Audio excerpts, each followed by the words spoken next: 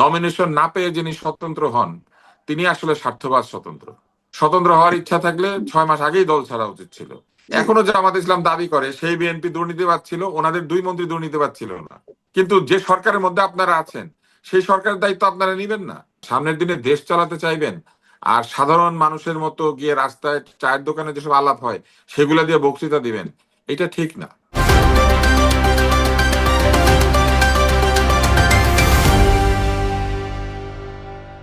আসসালামু আলাইকুম দর্শক, আপনাদেরকে স্বাগত জানাচ্ছি যে কথা জানতে চান অনুষ্ঠানে। আমি মোস্তফা ফিরোজ এবং আমার অপর প্রান্তে যুক্ত আছেন গণমাধ্যম ব্যক্তিত্ব ডাক্তার আব্দুল নূর তুষার। তুষার ভাই, নতুন বছরে বিএনপির জন্য বড় চ্যালেঞ্জ কোন কোন গুলো আসতে পারে, যেহেতু একটা নতুন পরিস্থিতিতে তারেক রহমানের নেতৃত্বেই বলতে গেলে নতুন বছরে বিএনপি যাত্রা শুরু করলো? রাজনীতিতে একটি ক্রান্তিকাল চলছে। ক্রান্তিকাল শব্দটাকে আমরা ভাবি যে এটা একটা বিপজ্জনক সময়, আসলে বিপজ্জনক সময় না, ট্রানজিশন। অর্থাৎ একটি পর্ব শেষ হয়ে আরেকটি পর্বে যাওয়ার যে সময়টা মধ্যবর্তী, এটাকে ক্রান্তিকাল বলে, পিরিয়ড অফ ট্রানজিশন। তো সেরকম একটি ট্রানজিশন চলছে। বয়স্ক রাজনীতিবিদরা কেউ অসুস্থ হয়ে পড়ছেন, কেউ রাজনীতি থেকে দূরে সরে গিয়েছেন, কাউকে কাউকে জনগণ তাড়িয়ে দিয়েছে। আর আমাদের অন্যতম প্রধান একজন রাজনৈতিক নেত্রী বেগম খালেদা জিয়া ইন্তেকাল করেছেন। ফলে একটা নতুন প্রজন্ম সামনের দিকে রাজনীতিতে এগিয়ে আসছে। এটা বয়সের কারণে হোক, সময় প্রয়োজনই হোক। তারেক রহমান কিন্তু বহুদিন থেকেই নেতৃত্বের একজন কন্টেন্ডার। তিনি বিএনপির ভাইস চেয়ারম্যান ছিলেন, তারপরে তিনি ভারপ্রাপ্ত চেয়ারম্যান হয়েছেন এবং ভারপ্রাপ্ত চেয়ারম্যান হিসেবে দলটিকে গত কয়েক বছর ধরে তিনি আসলে কার্যত নেতৃত্ব দিচ্ছেন, কেননা বেগম যে অসুস্থতাজনিত কারণে একটু কম সক্রিয় ছিলেন। এখন তার সামনে প্রথম চ্যালেঞ্জ হচ্ছে তার দলকে নির্বাচনে বিজয়ী করে নিয়ে আসা। এই কারণে যে দল যদি বিজয়ী হতে না পারে তাহলে কিন্তু সামনের দিনে তার দলকে আবারও আগের মতোই নানান ধরনের সমস্যা ফেস করতে হতে পারে, বিশেষ করে সরকারি জেল জুলুম নির্যাতন। কেননা বিএনপি যেহেতু সবচেয়ে বড় দল, মুখে যতই মানুষ ভালো ভালো কথা বলুক, আক্রমণ করার সময় বড় দলটি কি করবে? আহ এরপরে যেটি তার সামনে চ্যালেঞ্জ সেটি হচ্ছে তার দলের মধ্যে কথা ভাবার কারণ নাই যে কোনো ইনফিল্ট্রেশন ঘটে নাই। আপনি নিশ্চয়ই দেখেছেন আওয়ামী লীগের মধ্যে অনেকে লুকিয়ে পড়েছিল এবং তারা পরে বের হয়ে এসেছে সুবিধাজনক সময়ে। তেমনি এখনো বিএনপির মধ্যে অনেকে লুকিয়ে আছে যারা ভাবছে বিএনপির সামনে ক্ষমতায় যাবে, ফলে ক্ষমতার যে ভাগবাটোয়ারা সেইখানে তারা কিছু পাবে, সেই আশা বিএনপির মধ্যে আছে। কিন্তু এরা দেখা যাবে যে বিভিন্ন সময়ে তার যে নেতৃত্ব অথবা তার যে উদ্দেশ্য তার বিপরীতে চলে যাওয়ার সম্ভাবনা প্রদর্শন করবে। কেন?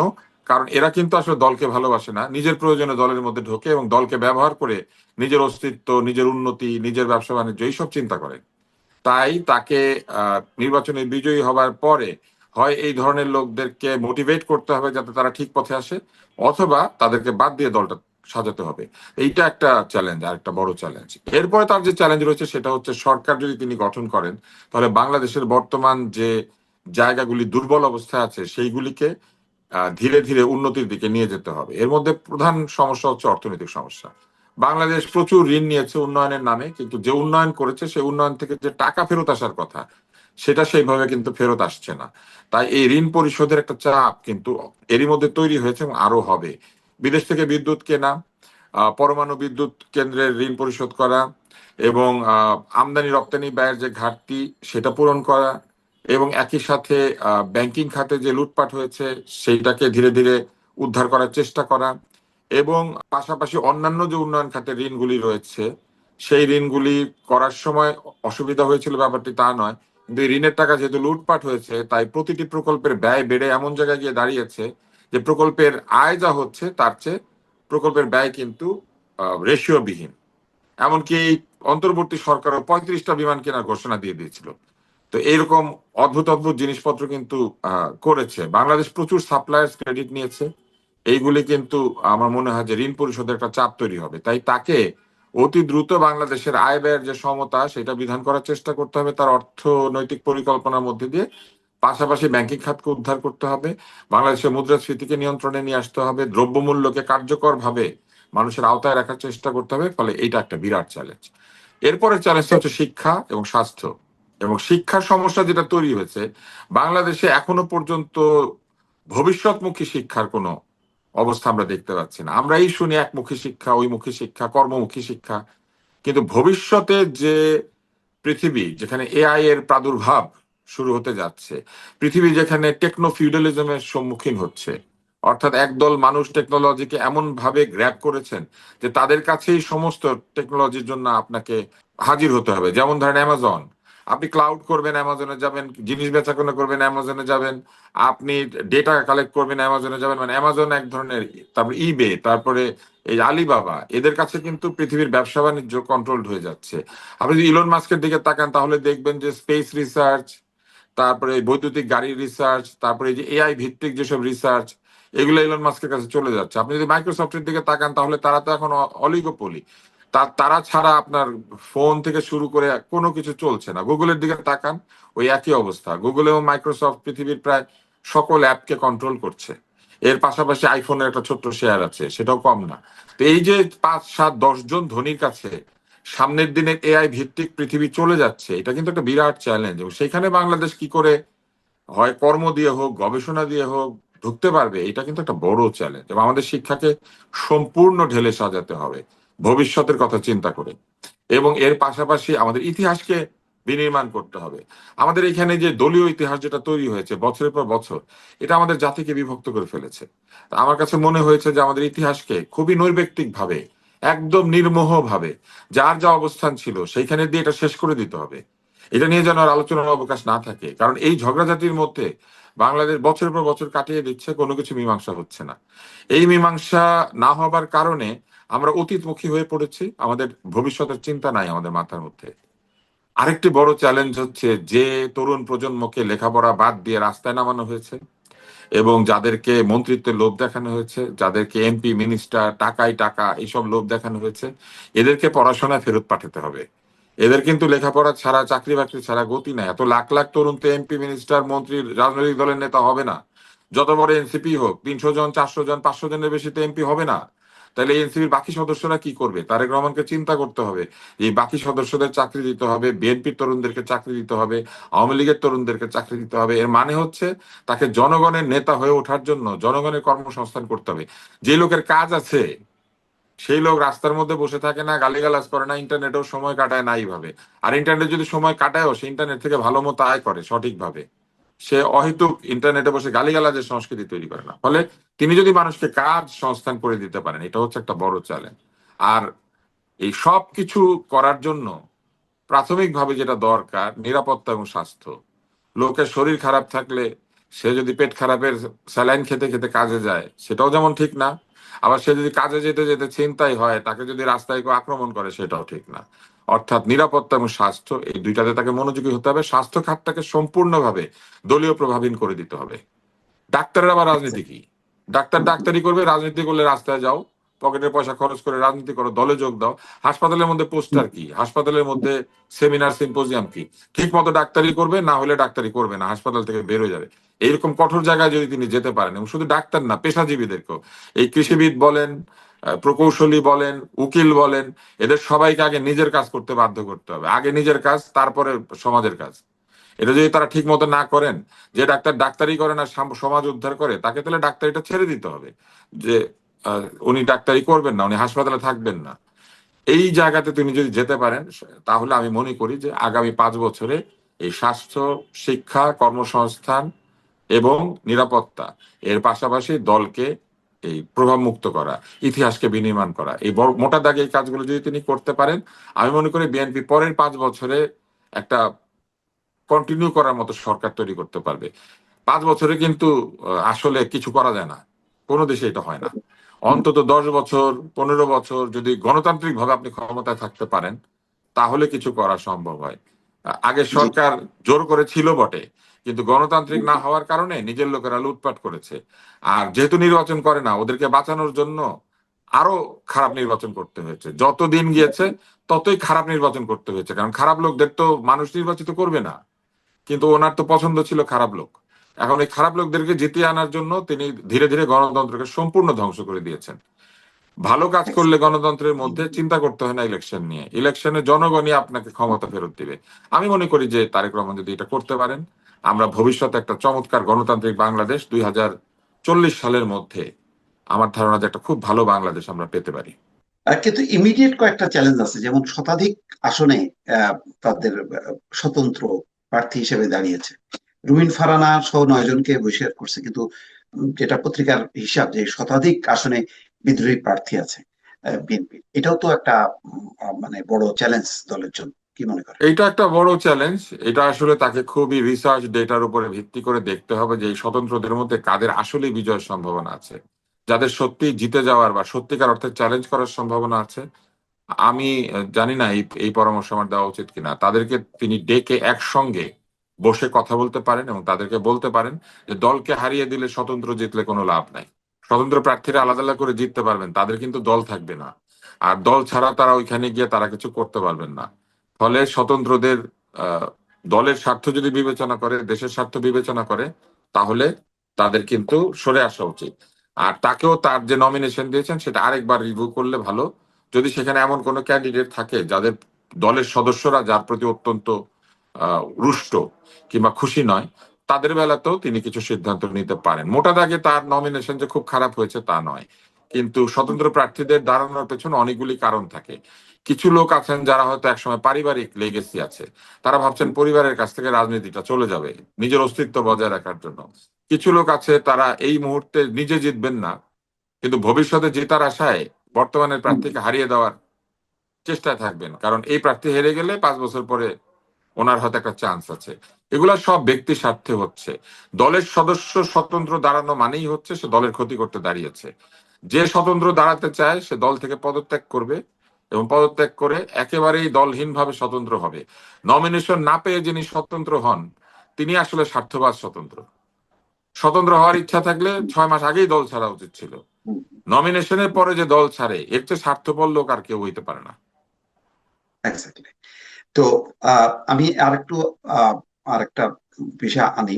কালকে আমরা একটা হঠাৎ করে দেখলাম যে জাতীয় সরকার আগামী 5 বছর দেশের স্থিতিশীলতার জন্য মানে বিএনপিকে নিয়ে একটা আহ, উম, মানে কি বলে একসাথে কাজ করতে চান, মানে জাতীয় সরকার একটা ইঙ্গিত শফিকুর রহমান দিয়েছেন তারেক রহমানকে, যদিও বিএনপির পক্ষ থেকে কোনো এর রূপ মানে উত্তর পাইনি। আপনি কিভাবে দেখেন, এটা কি কৌশল নাকি সত্যি সত্যি আকাঙ্ক্ষা?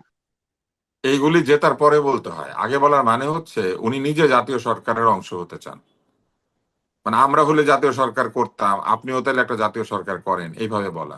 উনি জিতবেন, জিতে ঘোষণা করেন জাতীয় সরকার গঠন করবেন, তখন যারা যোগ দেয় তারা দিবে, যারা যোগ দিবে না দিবে না। কিন্তু জাতীয় সরকার হচ্ছে কি জানেন, গণতন্ত্রকে ধ্বংস করার একটা প্রক্রিয়া। গণতান্ত্রিক ভাবে জনগণ সংখ্যাগরিষ্ঠের শাসন চায় এবং যাকে তারা ভোট দিয়েছে বেশি সে করবে সরকার। এখন যদি আপনি বলেন ভবিষ্যতের স্থিতিশীলতা শান্তি রক্ষার্থে জাতীয় সরকারের মানে হচ্ছে আমাকে সরকারে না নিলে আমি কিন্তু গোলমাল করব, আমি উৎপাত করব, আমি স্থিতিশীলতা হইতে দিব না, আমি জ্বালাতন করব। তা জাতীয় সরকার না হইলেও গোলমাল হবে কেন? ওনারা বিরোধী দল হবেন, বিরোধী দল হয়ে সরকারকে সহযোগিতা করবেন, ভালো কাজে ভালো বলবেন, খারাপ কাজে খারাপ বলবেন। কিন্তু জাতীয় সরকার হওয়ার প্রথম বিষয় হচ্ছে প্রথমে বোঝানো যে আমাদেরকে না নিলে সরকারে আমরা গোলমাল করব। দ্বিতীয় সমস্যা হচ্ছে ওনারা তখন ক্ষমতার কিছু হানিমুন করছেন।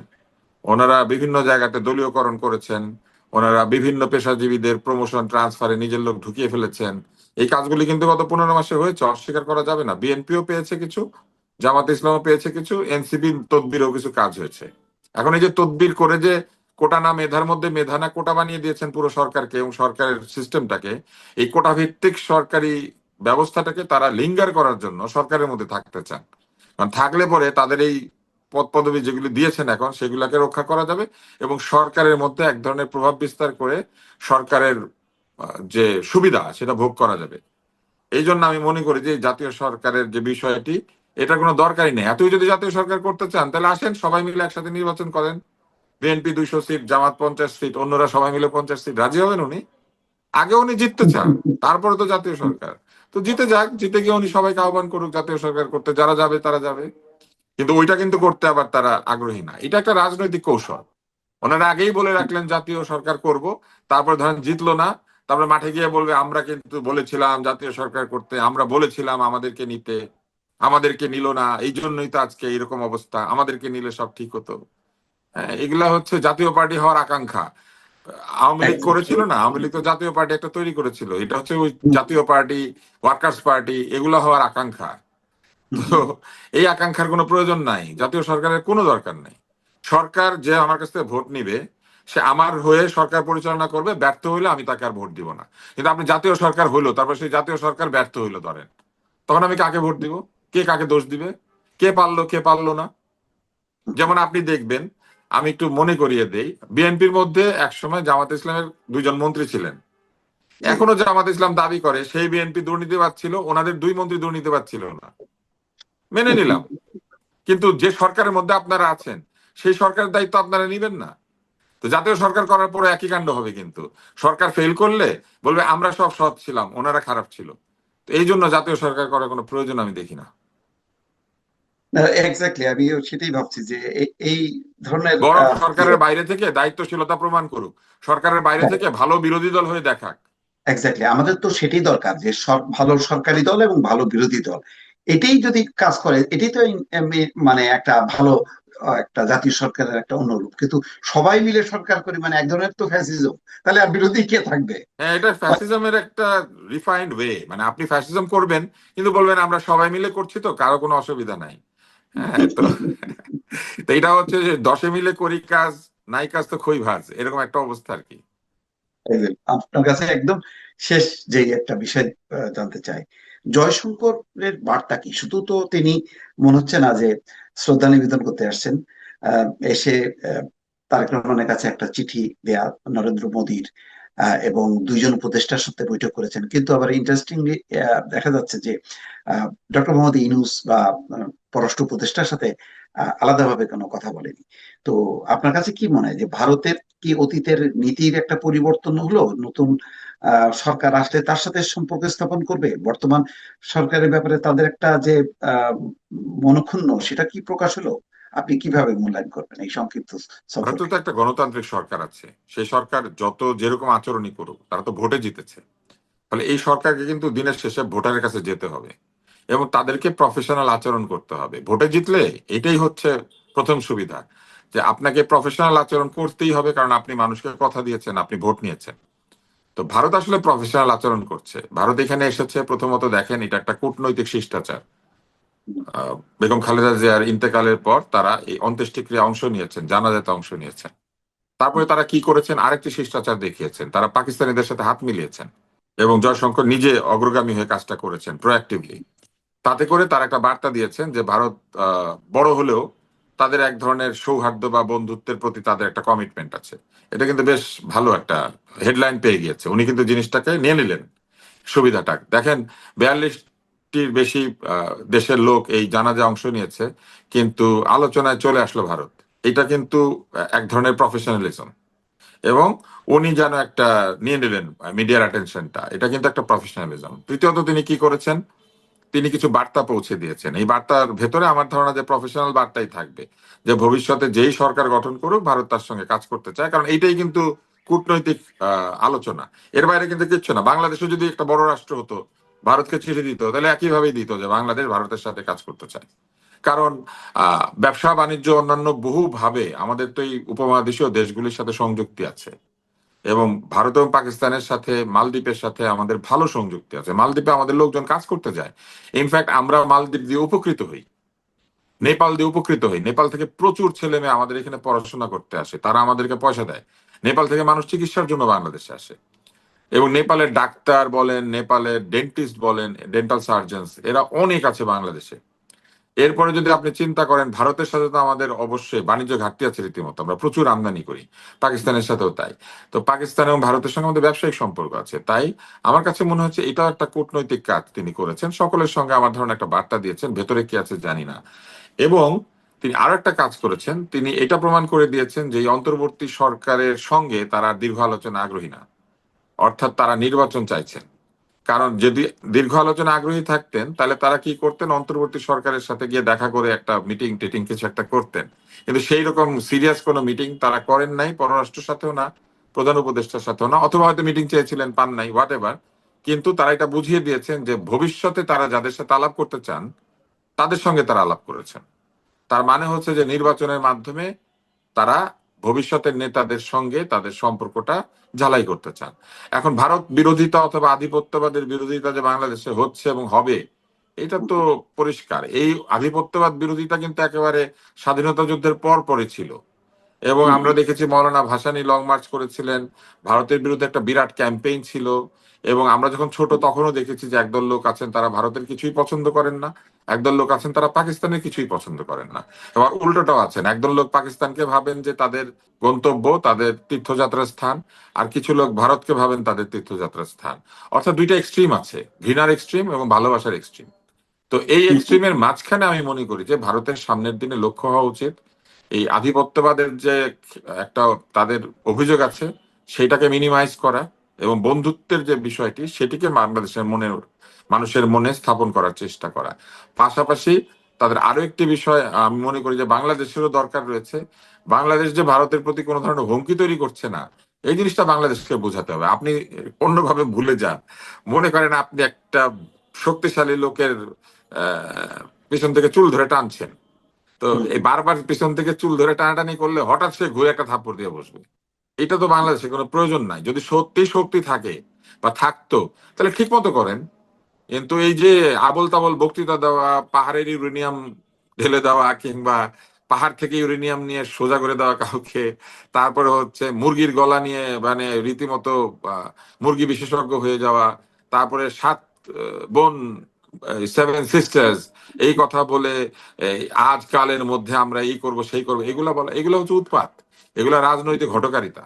এইসব হঠকারী বক্তব্য থেকে সরে এসে এই লোকগুলির উচিত প্রকৃত কূটনৈতিক বক্তব্য দেওয়া। সামনের দিনে দেশ চালাতে চাইবেন, আর সাধারণ মানুষের মতো গিয়ে রাস্তায় চায়ের দোকানে যেসব আলাপ হয় সেগুলা দিয়ে বক্তৃতা দিবেন, এটা ঠিক না। হ্যাঁ, যে কাজ করার ক্ষমতা নাই সেই কাজ করে ফেলবো বলে হুমকি দেওয়া কোনো মানে হয় না। ওই এইটা হচ্ছে ওই রকম আর কি, যে আমাকে ছাইরা দে, আমাকে ছাইরা দে বলে কিছু লোক কিন্তু ঝগড়ার মধ্যে আসলে ওকে কেউ ধরে রাখে নাই, ওই একাই বলে আমাকে ছাইরা দে। তো এই আমাকে ছাইরা দে করার মতো করার কোনো দরকার নাই। যদি সত্যি মনে করেন পারবেন, আপনাকে ধরে রাখতে কি, যান না গিয়ে করে দেখান। কিন্তু এইগুলা বলে বলে তারা যেটা করেছেন, পরিবেশ নষ্ট করছেন। এবং রাইট। এইটা আমার কাছে মনে হয় যে আমার মনে হয় যে এটা এগুলার থেকে ভারত এবার যেটা করেছে, স্পষ্ট সিগন্যাল দিয়েছে যে আমরা নির্বাচিত সরকারের সাথে আলাপ করতে আগ্রহী। পাকিস্তানও কিন্তু প্রায় অনেকটা তাই করেছে। পাঁচ বোনকে বিচ্ছিন্ন করতে যে নিজেদের বোনগুলি তো চলে গেল। আর কিন্তু আর এরা আহ, বন্যা ভাই, এই নামটা কে দিয়েছে বলেন তো? আমি জানি মানে, না। হ্যাঁ, এটা একটা নাম, এটা একটা নাম দিয়েছে তারা, মানে কি, এটার এটা কোনো অর্থ নাই। আর এরা যদি সত্যি এরকম ভাগাভাগি করতে চাইতো তাহলে মনে করেন এত বছর এদেরকে কেউ আটকে রাখতে পারতো? একেবারে শেষ প্রান্তে আপনার কাছে যেটা জানতে চাওয়া, যে আহ, ভারতের একটা রাজনীতির একটা প্রভাব তো আছে, সেটা বোঝাই গেল। তো জামাত ইসলামীও আধিপত্যবাদ বিরোধী দিল্লি না ঢাকা তার কর্মীরা করছিল। এর মধ্যে রয়টার্স এর মাধ্যমে দেখা যাচ্ছে যে ভারতের কূটনীতিকদের সাথে বৈঠক করেছেন, দেখা করেছেন ডাক্তার শফিকুর রহমানের সঙ্গে, এবং তাদের অনুরোধে আহ, জামাতের পক্ষ থেকে সেটা প্রকাশ করা হয়নি। এটা আহ, মানে নিশ্চয়ই দেখেছেন। একসময় জি এম কাদেরও একই কথা বলেছিল যে তারা মানে অনুমতি না দিলে আহ, বলা যাবে না যে কি কথা হয়েছে। কিভাবে দেখছেন? এই জিনিসটা আমার কাছে স্ববিরোধী মনে হয়েছে। একদিকে যেমন তারা সবসময় ভারতের সঙ্গে যে কোনো আলাপ গোপন রাখার বিরুদ্ধে কথা বলেন, চুক্তি করলে বলেন যে গোপন চুক্তি, গোপন চুক্তি ভালো না। ভারতের সঙ্গে কেউ যদি সবার সামনে আলাপ করে তারপরেও তারা তাদের উষ্মা প্রকাশ করেন। অন্যদিকে ভারতীয়দের প্রতিনিধি তার সঙ্গে অসুস্থতাকালীন দেখা করতে এসেছিলেন, সেই দেখার বিষয়টিকে তিনি গোপন রেখে দিয়েছিলেন এতদিন। এটা নাকি ভারতের অনুরোধেই করেছেন, তার মানে তো তারা ভারতের অনুরোধকে রাখেন, ভারত কিছু বললে শোনেন আর কি। এটাই আমার কাছে মনে হয়েছে। তো সবাই আসলে একটা কাজ করে কিন্তু দোষ হয় নাকি বোয়াল মাছের।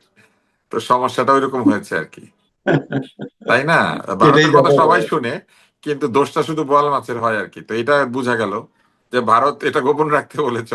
অসুস্থতার সময় দেখা করতে এসেছে, এটা গোপন রাখার কি আছে? আপনি হরলিক্স, মাল্টো বা কি কি জানি আছে না, হাতে করে নিয়ে আসে ফলমূল। ভারতে তো ফলমূল অনেক ভালো হয়, তাই না? কাজু বাদাম হয়, আখরোট কিশমিশ, ভারতে ফলের অভাব নাই। তো আঙ্গুর কিশমিশ আখরোট বাদাম নিয়ে কেউ দেখা করতে এসছে, এটা গোপন রাখতে হলো কেন? নিশ্চয়ই তার মানে আলোচনায় গোপন রাখার মতো কোনো ব্যাপার ছিল, না হলে গোপন রাখার কি আছে? সেটাই। ধন্যবাদ তো সবাই। অনেকক্ষণ আপনার সাথে আলোচনা করলাম নিশ্চয়ই সমসাময়িক বিষয় নিয়ে। আগামীতে আবার আপনার সাথে যুক্ত হব সেই প্রত্যাশা রাখছি। ভালো থাকবেন। দর্শক আপনাদেরকে ধন্যবাদ। আল্লাহ হাফেজ।